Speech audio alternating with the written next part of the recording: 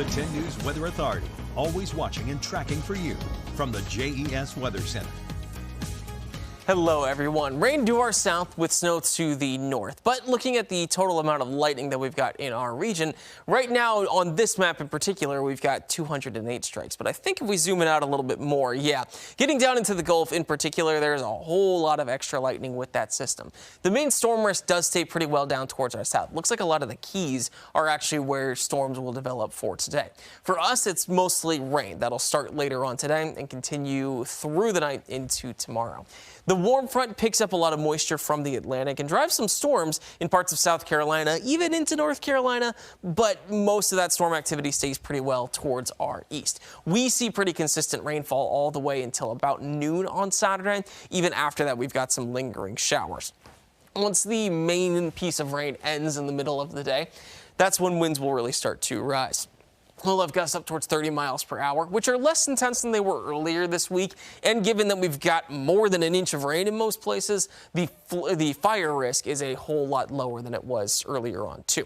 We haven't had much rain recently, so we've been stuck at that 1.6-inch mark for a while. We should be able to add quite a bit to that. I think we get closer to 2.6, maybe even above that. And with extra rain coming before March is done, we'll be probably closer to average than we were last month. With just this system alone, the bulk of the rain falls to our northeast, but a lot of us get up towards 1 to 2 inches with some slightly lower amounts up into the highlands. Some spots to the southeast of Lynchburg, I think, could get a little bit more than 2 inches. Not that we need a whole bunch of rain. The drier conditions are well off towards our west. Parts of Iowa in particular are bad right now, as well as parts of central Texas.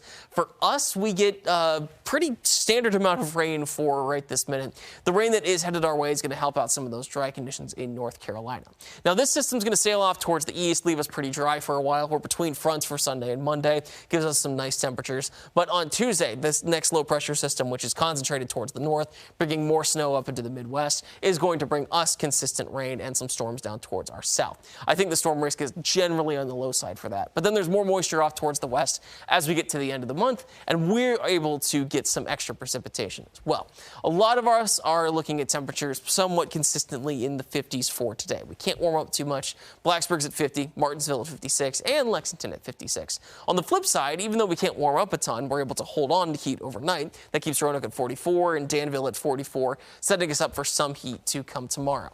Temperatures will rise back up into the 60s, and we'll stay there as we get into the later part of the week. It's going to dip a little bit as we get towards Tuesday and Wednesday, but still pretty close to that average mark. Now, our showers are going to come back as we get towards Tuesday. Then we've got a little bit of activity left over for Wednesday and Thursday. A lot of our lows end up on the cool side as we start off next week. We can't hold on to quite as much heat, but we'll be able to improve those as that next system arrives.